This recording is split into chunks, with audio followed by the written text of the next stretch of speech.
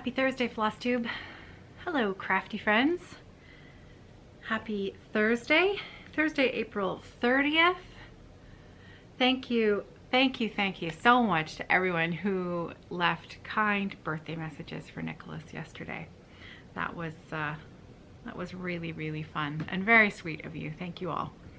He had a great day. He really had a great day. You know, it's just the simple things, right?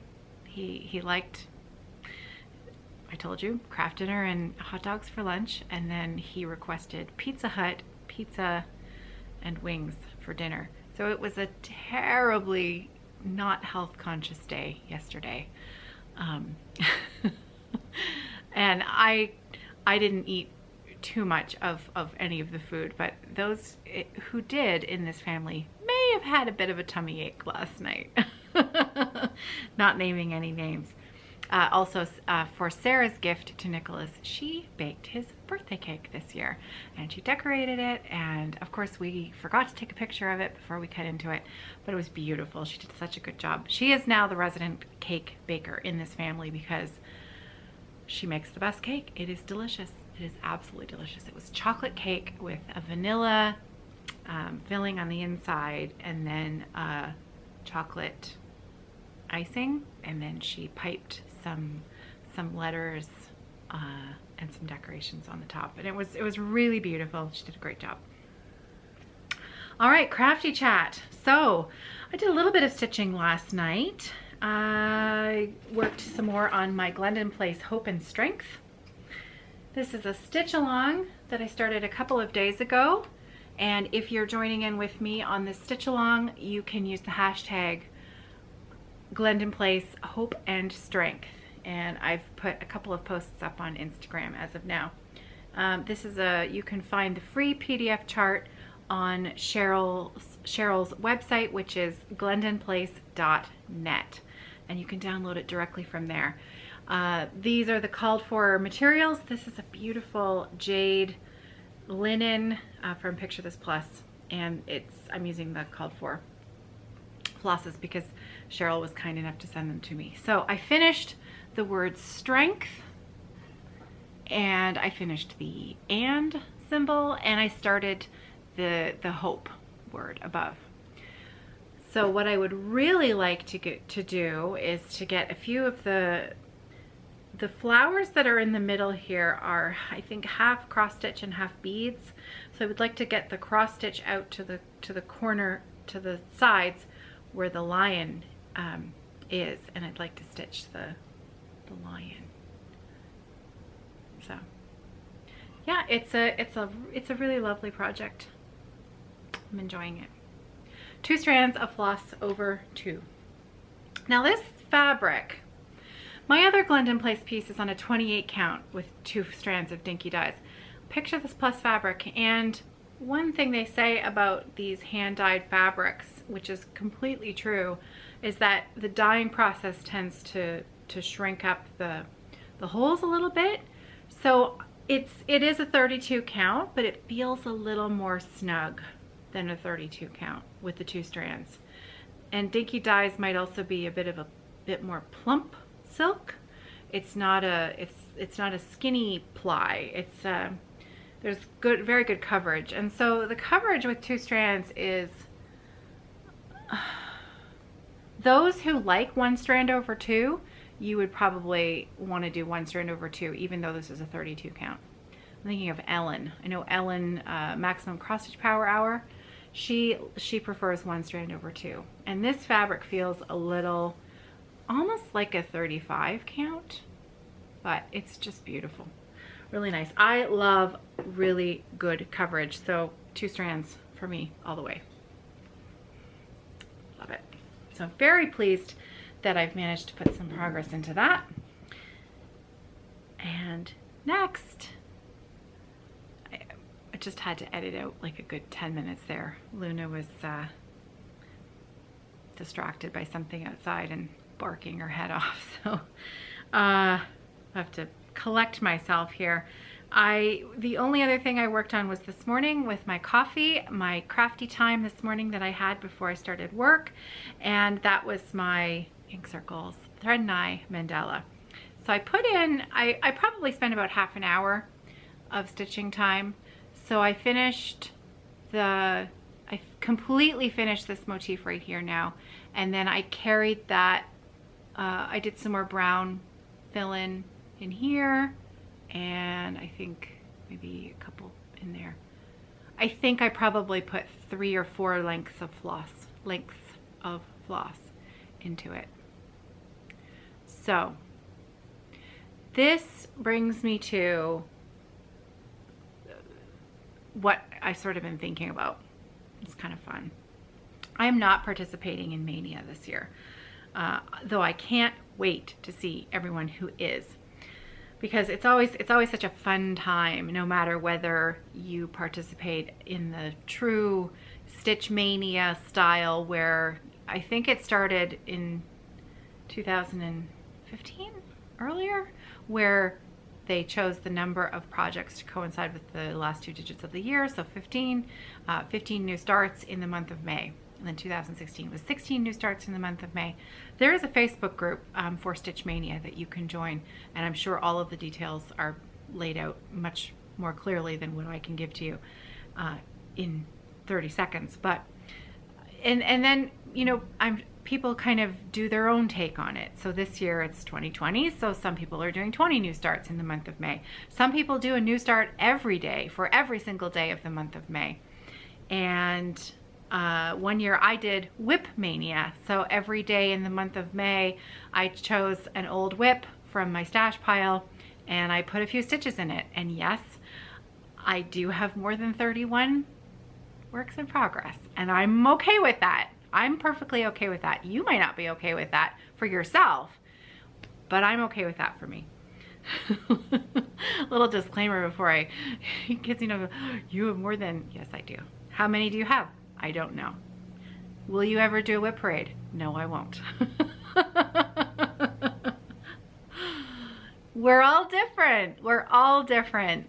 And what makes me happy would drive other people bananas. So that's okay. That's all right. My mother is a monogamous project worker. She will take one project and she will work on it until completion. And I admire that. I really do. But you've met me. I can't concentrate for 10 minutes sometimes. Heaven forbid I should only work on one project. Anyway, so I am very much looking forward to watching everybody else participate in Maynia, or Sania. If you watch Lindy Stitches, she has come up with the idea that she is choosing one project, and it is this absolutely beautiful chatelaine that she has completed the stitching on, but she's using the month of May to finish all of the beading that's on that project. And so her sort of motivation is, during the week she will focus on one project and until completion, and then she will treat herself to a new start on the weekend if she, you know, reaches her goal. And I think that that's, you know, I think that's a great idea. So everybody's doing their own thing for May, and I very much look forward to watching it happen. That's not to say that I haven't felt the siren call of Maynia for the month of May. And so sometimes I kind of need to talk myself out of these things by putting a carrot in front of my nose for something else. So I started thinking about, you know, I've been recording Flosstube videos for almost 3 years, and working on the thread and eye mandala has made me talk about the very first Flosstube episode that I ever recorded. And so I thought, for something fun, I would go back and I would watch that episode again, which I did. I haven't actually watched, I rarely watch these videos again, though I like knowing that they're there. Does that make sense? Because they're a record of my crafting. They're a record of things, little small things in my life. I know I don't talk about everything on here, but the big milestones are here. And really, for me, it's all about craft, right? And so the very fact that almost 3 years ago I was talking about this piece and it's still not done, made me wonder, what were the other pieces that I talked about in that first video? So what I did was I went back and I watched it again this morning, and I took screenshots of the projects that I spoke about, and I have so I'm preparing to, and this is for Saturday's video. I'm gonna save I don't know how to put this. What I would like to do is take stock, basically. Take stock of what I was talking about 3 years ago and where I'm at with those projects that I was talking about 3 years ago. There were 7 projects, and 3 of them are complete and the other 5 are not. This is one of them. So I'm going to be seeing what I can do, and not just in the month of May, but moving forward, to make those pieces that were on Flosstube episode number 1 as close to completion in 2020 that I can. Well, some of them are pretty big. So, but one of the biggest ones that I talked about is finished. And so I have got screenshots, and I've tracked down the projects that I talked about, all except for one. I've got one finish, and I can't find it. It's not where I usually leave my finishes. I cannot find it. And so I've obviously clearly tucked it somewhere safe. So I'm going to have to hunt a little bit deeper for that, because tomorrow, Friday, is Focus on a Designer, and I have a new one for you tomorrow. So I'm excited to share that with you. So in the morning, my goal is going to be with my coffee to work on this until it's done. So while you are sending me photos of what you're working on while we're visiting together in these daily crafty chats, I am going to focus on this piece for at least 15 minutes a day until it's done. And I'm really excited to see how long it takes me, and then have a finish from a piece that I've been sharing with you since day 1, which is kind of exciting. So that's it. All right. So I wanted to talk a little bit about my shop update. But before I do that, at the very end of the video again today, just like I did for the last 2 days, and I've already preloaded in the next 4 pieces and stitchers that I would like to share with you today. Please feel free to email me what you're working on, caroline@evertote.com, while you sit and stitch and chat with me and give me the information about what you're working on, your fabric, your floss, the name of the designer, the name of the piece, all of that information. So I have put in 4 more people at the end of 4 or 5, might have done 5 off the top of my head, I can't remember, but it's at least 4, if not 5. I have 8 or 9 more people still in my email that I will share tomorrow and Saturday, and I'll try to include a few extras over the next couple of days. And your stitching is beautiful, so thank you so much. Thank you for sending me a smile in my email box. And speaking of a smile, and this has nothing to do with crafting, but it's a little bit of positivity that made me smile last night and this morning, so I thought I would share it with you, because these are from Canadian news sources, and I know I have lots of non-Canadians who watch, and so you might miss these couple of really neat things. First one is they have set up a webcam in High Park in Toronto to capture the springtime blooming of the cherry blossoms in the park. And this is every year, this is a bit of an attraction. People go to see the cherry blossoms because they're magnificent. And of course, with physical distancing and having to not do things like that this year, people are missing out. And so they have installed a webcam so that you can go and see. Of course, it's not as good as it is in person. However, I think it might bring us just a little bit of joy. So it is a webcam. I will leave a link in the drop down box below. So I will make sure that that link will take you directly to the webcam feed so that you can enjoy that as well. And then you can watch it. You can watch those blossoms develop over the next couple of days. And I think it's going to be something rather special. Now, the weather in Ontario is very, very wet. I will put in a little bit of footage from my magnolia tree this morning, and it's very gray outside. It's raining most of today.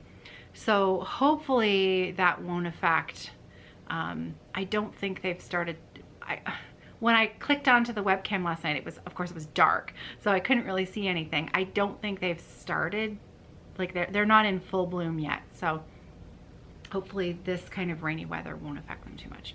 Anyways, that was the first thing to share with you. The second thing is a news story that I'm going to put a link to in the drop down box below. And it's a story about, it was Monday night, a little 3-year-old girl in Nova Scotia wandered away and went missing. And this is the story of her being found by a local police officer and his canine companion from the force.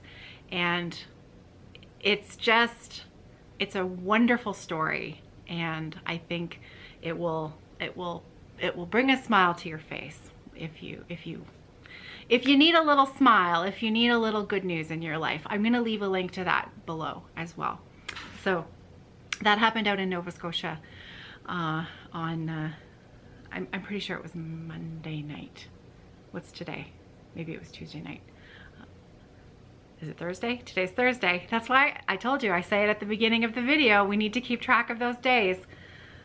Good gravy. Okay, so that is it for the regular part of the Daily Crafty Chat. I have a little bit of business to talk about now. So if you're not interested in project bags, then I am really, I promise. Well, that's not true, is it? Because I told you all of the footage from people sharing their crafty chat is at the end. Okay, I'm gonna try to be really brief, okay? I know, I say it, and then 20 minutes later, we're still here talking about project bags. Promise, I'm gonna try to be brief.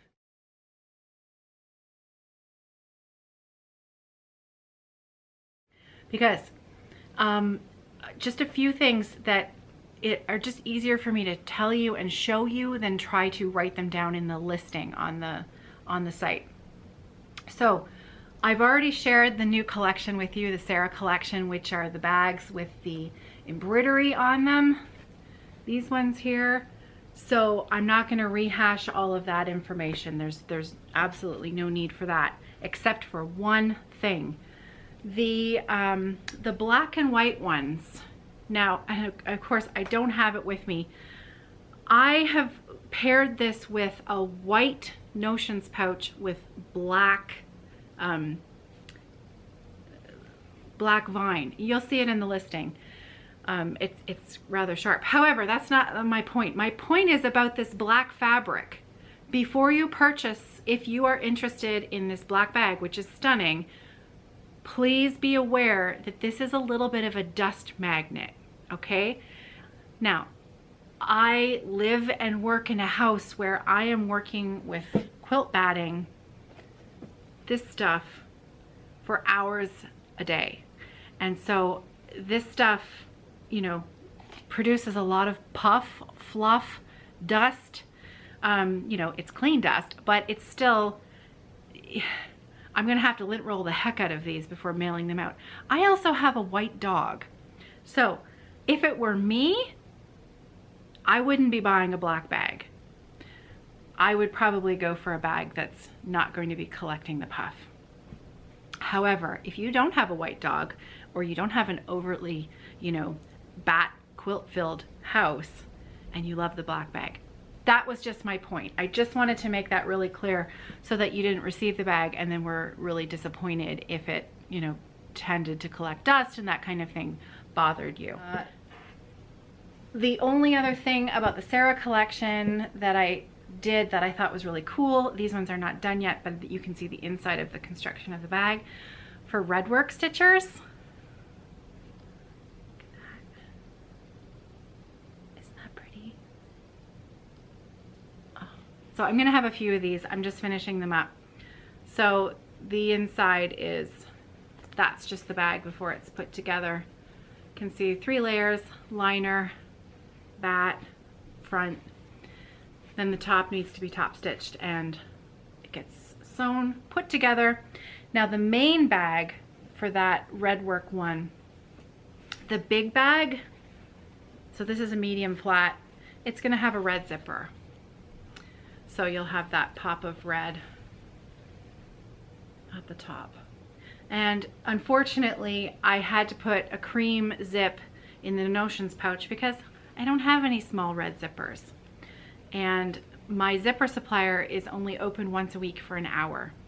Zip It Zippers, in case you're interested. Great place to buy zippers. They're only open for an hour a week and they are not doing any custom orders. So I'm trying to make do with what I have. And I thought that this was, even though there wasn't a red zip in the small one, I thought that was still really pretty.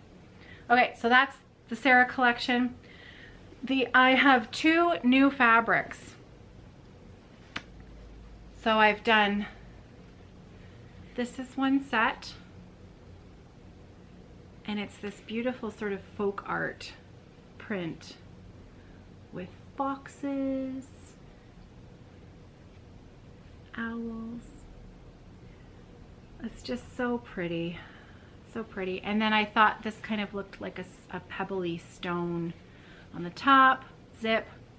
This is a embroidered notions pouch that will come with it there.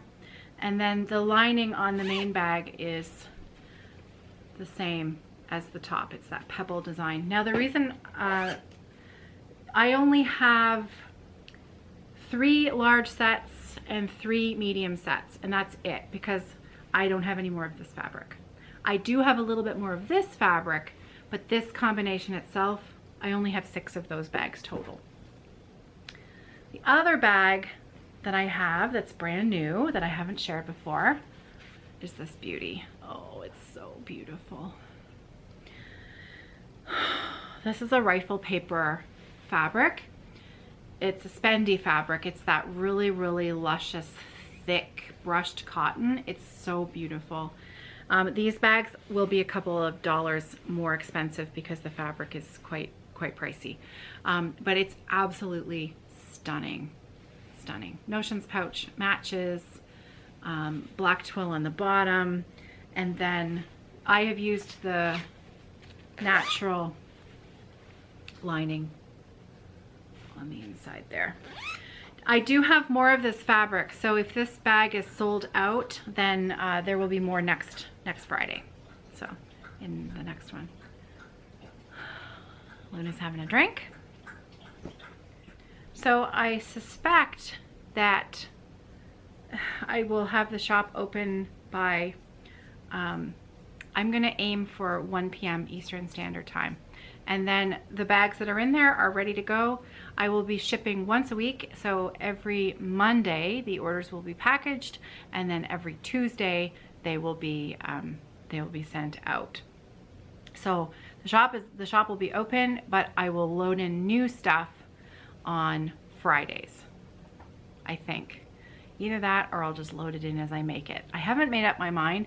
I'm trying to keep things as low-key as possible because I'm also doing daily videos, and we've got the, you know, family and all that good stuff going on. So life is full. Life is full. Okay, I think I'm done. I feel like I've forgotten like 100 things to tell you. This is always the case. I always have more to tell you. I could talk for another half an hour easily, but I better go. Okay, until tomorrow. Tomorrow will be focused on a designer, and I'm looking forward very much to that. And happy Thursday. Have a great day, everybody. Stay safe, stay healthy, happy stitching.